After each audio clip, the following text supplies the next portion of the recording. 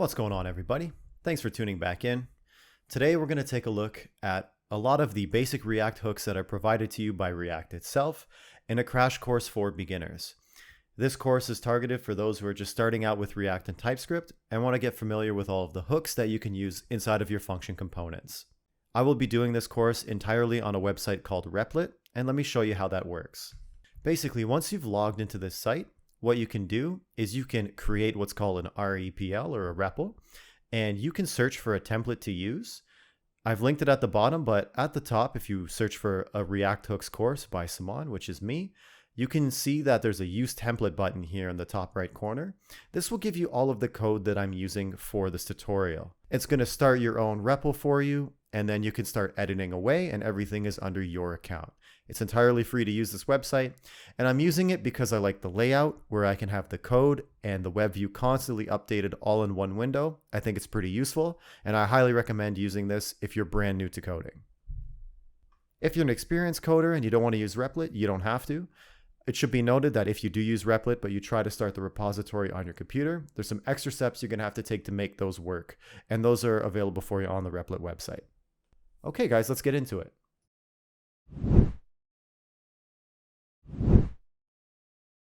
If we take a look at this example, we can see that we have a function component and we have a variable here called count. Now I've just declared this like a normal JavaScript variable, and the goal here is to update this variable every time I hit the click me button. So you can see inside of the button's on click, we're increasing the count by 1 and then logging the count. Inside of a function component, this isn't the proper way to hold the state. And what's going to happen is we're going to click this button, and even if the count itself is updated, you're not going to see the page refresh or the DOM get updated. In order to remedy this, we have to use the useState hook in order to introduce state variables into a function component. So you can see here, when I click the button, nothing is happening, or it appears that nothing is happening. If I open up the console and take a look, you can see that the console is actually logging my count variable get updated. But as we just mentioned, this isn't going to refresh the DOM. So let's go ahead and actually fix this problem. Get rid of the declaration of our count variable, and instead we're going to type a const, and we're going to make an array. We'll fill out the variables in a second. Make this equal to useState, and you can see here Replit is automatically going to import it for me when I click enter on this menu. And then inside of the useState function, we can declare a 0 because we want this to be a number, and that's going to be the default value. And then back inside of the array, the first variable you're going to declare is the count, which is the actual variable. And then the second thing provided to you with the useState hook is the setter function in order to update this variable. So we're going to declare our setCount function here. Now, the next thing we have to do is actually update our count properly. So there's two ways to do this. The first and most standard way is what we're going to do is use a setCount, and inside the function, we're going to pass the count plus 1. Nice and simple. And let's go ahead and click the button now and see what happens. As you can see here, the DOM is refreshing. The page is actually showing you the updated count every time you click it. And the console, the count is one behind because we didn't do count plus 1. So you can fix that console log if you want. And now you can see that everything is working properly. So the second way to update your count is to actually use its previous value. How you access this is you take the setCount function and you actually declare your previous props, and that's going to be an arrow function, and then you can just do previous plus 1. This is essentially the same thing as count plus 1. We're just saying take the previous value and add 1 to it. This is useful if you have to modify your previous value in any way in more complicated states. Finally, since we're using TypeScript, you can always declare what type useState is actually providing to you.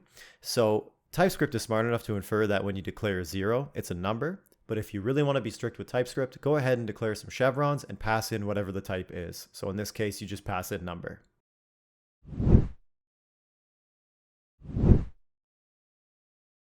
The next hook we're going to look at is the useReducer hook. So how this hook works is it allows you to make complicated state changes without using useState, but using something that allows you to actually have the state variables maybe interact with each other, or just helps you write extra functions and be more organized when you have very complex state changes. The useReducer hook can be used in place of things like Redux if that's something you're used to. I find it very useful, again, if I have many states in one function component or across function components when I'm passing it through a context. So as you can see inside this example, I have a count variable like I did last time, or rather I don't have it declared yet, but I have a count and I have an input. What I'm going to do is create a reducer that takes care of both of these variables and then allows us to modify those variables and possibly have them interact with each other when we're doing the updates. The reducer function that we're going to create takes in two variables. It takes in a state variable and an action variable. Let's declare an interface for that state variable. So I'm going to create an interface iState. Inside of it, I'm going to have a count that's a number and an input that's a string. I'm going to declare another interface called the iAction. And inside of this, I'm going to have two variables, type and payload. The type is going to be the name of the function inside of the reducer I'm calling. So I'm going to create two for now called update count and update input. And then for the payload is going to be the type of variable you pass in. In this case, I'm just going to do simple number or string. I'm not going to get any more complicated than that for this example. Once you've created these two interfaces, I'm going to go ahead and create a default state, which is of type iState, and give it a count and input default variable. I'm just going to use 0 and an empty string for now. And once you've declared all this, you can now create your reducer function. Declare this by calling a const reducer and make this equal to an arrow function that takes in a state and action variable accordingly, and make sure their types are the definitions you just created. What I like to do is I like to console log the action and the payload just so I can look inside the console and always know what's being called inside of the reducer. Next, we're going to make a switch case, and this is going to be dependent on the action.type. You're going to have two cases, the case of the update count, the case of the update input, and then your default case. Inside of your update count, you can return an object. First, use the spread operator and insert the state, which basically means that I want all of the state variables as they currently are. And then what you can do is declare the count variable as the action.payload and typecast it as a number. That way you're updating the count and taking the rest of whatever the state variables are. Do the same thing for the input, except change the number to a string. And then for the default case, you can just return the spread operator with the state. So what this function is going to do is going to determine which action that you're taking when you call the dispatch, and then figure out what to do with your state. Now that the reducer has been created, what we can do is go inside of our function component and use the useReducer hook. So much like the useState, we're going to declare a const, but this time we're going to declare our state and our dispatch as our variables. And then we're going to make that equal to our useReducer, which will be imported from React. Inside of it, we're going to pass in our reducer and our default state. The state is where you access all the variables, and the dispatch is what you use to call and change those variables using the actions that you have defined. What we're going to do is we're going to go ahead and where you see the you click the button, we're going to add our state.count number of times. And same thing for the input, we're going to add our state.input. Finally, inside of the button, we're going to add an on click. And here we're going to call our dispatch function. And what we're going to do is we're going to go dispatch, and then inside of it, you're going to call an object, which has two parameters. First, a type, which is going to be your update count, and then a payload, which is going to be equal to your state.count plus 1. You can functional update these as well, just like you can with the useState. You would just make this plus 1 inside of your actual reducer function. But for now, we're just going to call it on the outside. Same thing for the input. You're going to add an onChange event, and then you're going to call the dispatch much like you did with the update count, except you're going to call the update input. And this time the payload is going to be the event.target.value, which is whatever the text is inside of your input. Once you have both these dispatches declared and you start playing around with the button and the input, you'll see that your page is going to start updating these for you. Once this starts happening, you know that your reducer function is working properly. Now, just to show you some things you can do inside of a reducer function, you can make certain state variables or certain calls depending on what other items in your state are equal to. So go inside of your update count case, for example, and you can check to see that if the state.input is empty, maybe we just want to return whatever the number is they're giving us. But if the input is not empty, why don't we just multiply whatever the payload is by 2? And here you can see the state variables dependent on each other using the reducer function.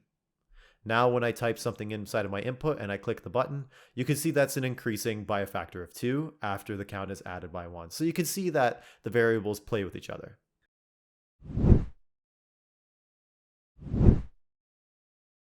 The next hook that we're going to take a look at is called useEffect. useEffect is probably one of the most useful hooks that you can use. I like to think of them as the function components lifecycle methods, similar to like the component did update or component will update inside of a class component. These hooks basically will run anytime that React has to render, so on the first load or anytime a state variable is updated. That being said, there are different kinds of useEffects that will only run at specific times, and we're going to take a look at the 3 main examples here. So I'm going to create 3 useEffects. How this is called is simply by calling the useEffect hook itself. Inside of it, you're going to pass in a function, and then at the end, you have the option of passing in what's called a dependency array. So the 3 useEffects that I'm going to create is the first one where the component has been re-rendered. This is going to run every single time that there's a state variable update. The second useEffect I'm going to create has an empty dependency array, and it's only going to log when the component has been loaded the first time, so after the first render. And the third useEffect is going to check the count every time that it changes, including the first time that it's loaded. You can see the count variable passed into the dependency array, which means that this useEffect will only be triggered anytime the count variable changes. It should be noted that if you're creating functions inside of the useEffect or calling certain listener methods, you should return and destroy those, but we're not going to do any of those examples here. I'm just showing you how these are triggered. So now let's take a look at what happens when we actually first come to the page and then click the button. When we come to the page, we can see that all 3 of the useEffects are triggered, as they should be. When I click the button, only 2 of them should be triggered, and the one with the empty dependency array shouldn't be because it's not the first load. And you can see when I click the button that everything is working as expected. Now again, if the useEffects are a good place to declare your listener functions and things like that, just make sure that you always return them inside of the same useEffect. The React documentation is really good examples on how to do this.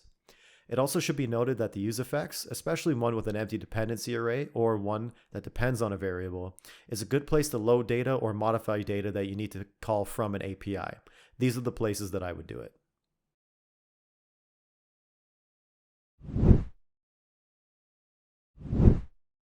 The next hook we're going to briefly look at is called useLayoutEffect.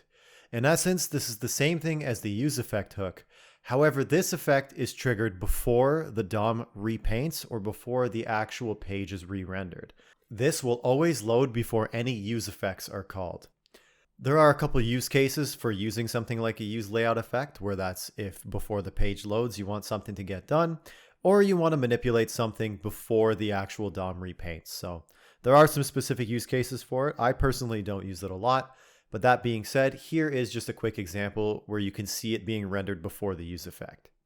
So inside of this useLayoutEffect page, I have 3 useEffects that I've created, and I've numbered them so that when they load inside the console, you can see that they load in order.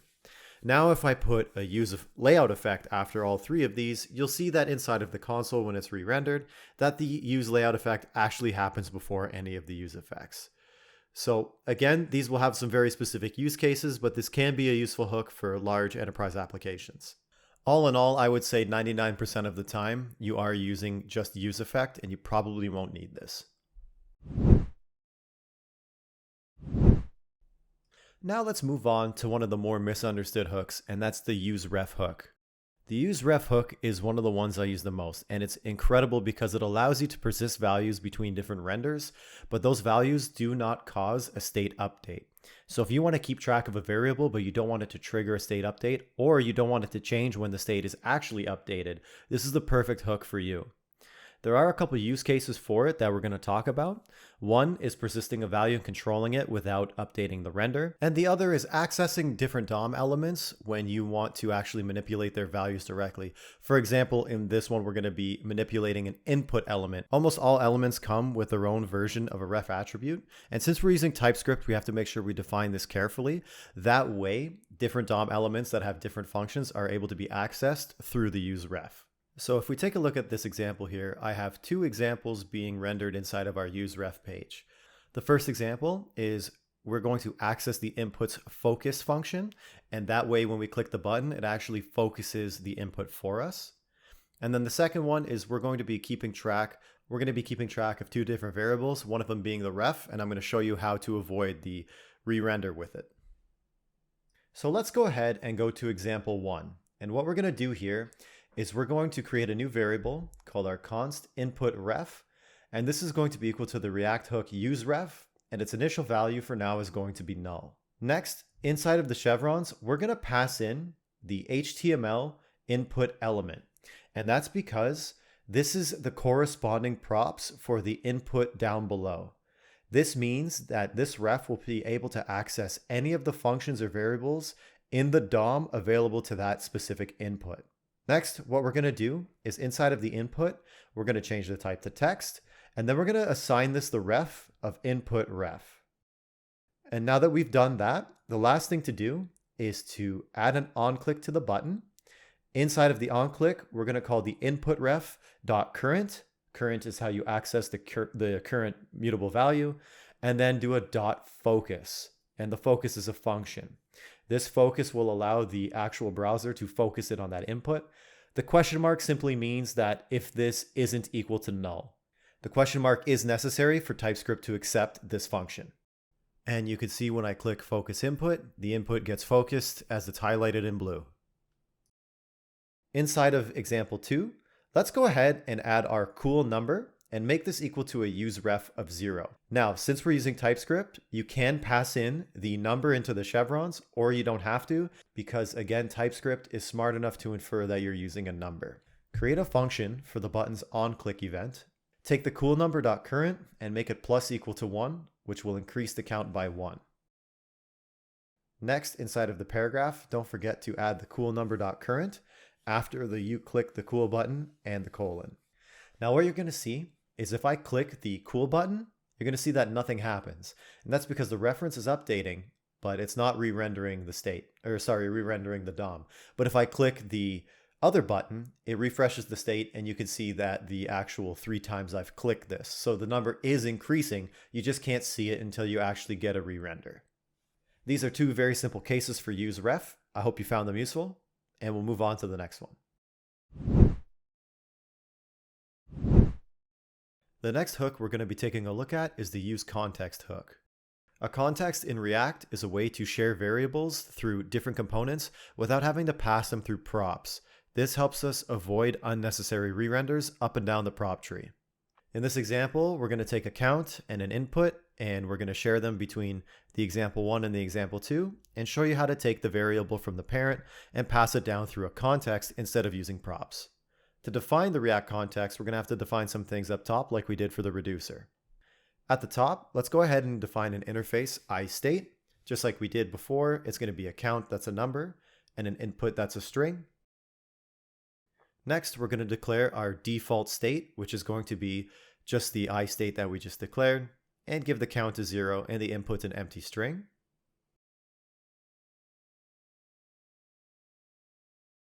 Next, we're going to declare our context by using the createContext function. Then we're going to import that from React. And on the inside, we're simply going to declare a state variable that is made up of our default state. Now, I could actually just do a count and an input here, but I like to keep things in a state variable because I might have extra things to add to the context. So instead of passing in the useState as the props, just create a new interface called useContextProps, put your state variable in there with its definition, and then pass those into the createContext chevron. Now again, instead of the useContextProps, I could just use the state and have a count and an input in my context, but I like to make my states and my contexts complicated sometimes when I'm dealing with big programs, so I kind of like to group things depending on what the variables are. So let's just keep them inside of a state variable for now.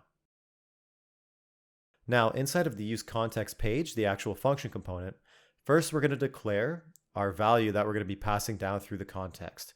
So the value is going to be whatever's inside the create context. So in this case, it's going to be the state, and it's going to have the input and the count variables. Once this is done, after the first HR, we're going to do a sample context.provider, and this is going to have a value equal to value. And we're going to wrap the two examples inside of the sample context provider. And now everything inside of this provider is going to have the ability to access this context. So inside of example 1, we're going to declare a const sample context with a lowercase is equal to useContext. And inside of the useContext, we're going to pass in the sample context that we declared above with a capital S. You can copy and paste this and put this inside of example 2. Inside of example 1, go ahead and create a new paragraph that just says the count is, and then access your sample context.state.count, and then do the same thing in example 2 for the input.